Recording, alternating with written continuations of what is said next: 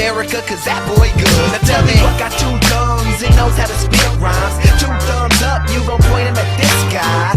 Al Hedison couldn't be this fly, so ask how I feel and you all reply like I feel so awesome. How you feel? Awesome. I guess that's awesome. Shorty, you fine and your body is awesome. Yeah, wanna roll? Awesome. Well, let's go. Awesome. Hands in the... What's up, y'all? Welcome back to the ZayMoolaSportsPodcast. I'm your host, Isaiah, and we received shocking news in the NBA today as the Memphis Grizzlies have fired head coach Taylor Jenkins. And y'all, this is one of the more bizarre things I've ever seen in sports, because I've never seen a coach get fired at the end of the season whose team is fifth in the conference and has a chance to make some noise in the playoffs. I've been watching sports for about 12 years, y'all, and I've never seen this happen. The Grizzlies are a good team. They've won 44 games. They've lived up to expectations. Not like they've underachieved. We all knew that they could remain healthy, they were going to be a good team, and that's what they've been all season long. But yet they fired the head coach. Why? That's the question, y'all. Why did they do this?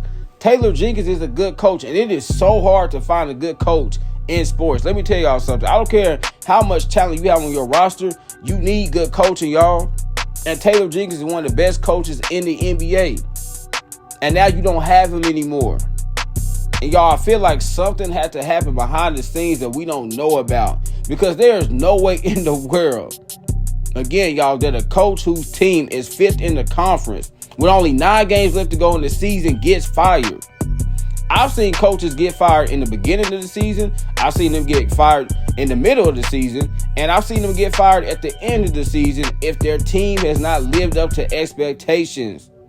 But the Grizzlies have been good. And think about all the injuries, y'all, that they've dealt with this year. Whether it be Desmond Bane, Ja Morant, Santi Aldama, Jaren Jackson Jr., Jay Huff. And they've still been able to overcome all those injuries and win 44 games. Have a chance to potentially get the second seed in the Western Conference. But now I'm concerned with how they're going to perform the remainder of the season, because they love Taylor Jenkins. He was a player-friendly coach. He was so quick to defend his players. He rarely criticized them in his post-game press conferences. And because of that, they really gravitated towards him. So how are they going to react to this, particularly the stars of the team, Ja Morant, Desmond Bane, and Jaren Jackson Jr.? How did they feel about this? Did the Grizzlies inform them beforehand that they were going to fire Taylor Jenkins, or did they do this without consulting with them? Because these are the type of decisions, y'all, that you inform your star or star players before you announce it to the public. And if they didn't find out until we found out, that's a big problem, and it makes the Grizzlies look worse than they already do right now. So I really hope, y'all, that they inform Ja Morant, Desmond Bane, and Jaren Jackson Jr. beforehand that they were going to fire Taylor Jenkins. Because you got to run these type of decisions by your star players. You just have to. And again, y'all, I think this was bigger than basketball, because Taylor Jenkins is a really good coach.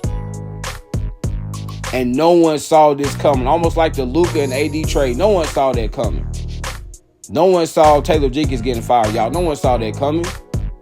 Because we look at the Grizzlies, we're like, they're a good team. They have a chance to make some noise in the playoffs. He's a really good coach. He just won Coach of the Year a couple of years ago. Remember a couple of years ago, we all loved the Grizzlies? And now 2 years later, y'all, Taylor Jenkins is gone. And I'll say this. He's going to have a lot of teams interested in his services, y'all. You look at a team like the Sacramento Kings, they don't have a head coach right now. Doug Christie has been their interim head coach since they fired Mike Brown back in December, and he's done a solid job. But Taylor Jenkins is a top 10 coach in the NBA, in my opinion. So I think the Sacramento Kings should definitely pursue him. I also think, y'all, a team like the New Orleans Pelicans, and I like Willie Green, but again, Taylor Jenkins is a top 10 coach in the NBA. And the Pelicans have a lot of talent on their roster. If they can stay healthy, can you imagine a healthy Pelicans roster with Taylor Jenkins leading the charge, y'all? The Pelicans will be right back in the playoffs next season. So I'm looking at the Sacramento Kings and New Orleans Pelicans as the two teams that should really be interested in him. And I cannot wait to hear what really happened. Because again, y'all, this was not basketball related. Because if it was, he would still be the head coach of the Memphis Grizzlies. You would not fire a head coach who is really good at his job, whose team is the 5th seed in the conference at the end of the season like this if it was basketball related. You would never do this. You would only make this type of move if something happened behind the scenes that we're not privy to yet. But y'all, I cannot wait to hear what really happened.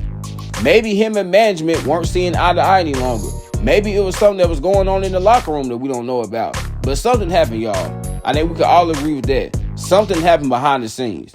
This is definitely bigger than basketball, and we shall soon find out what it was. And when we do, y'all know I will be here to cover it, man. So there y'all have it. This was another episode of ZayMoolah Sports Podcast. Remember, y'all, laughs good medicine. So what? Make sure you get your daily dose, y'all. I'm gonna end it, man. I love y'all. God bless. Peace.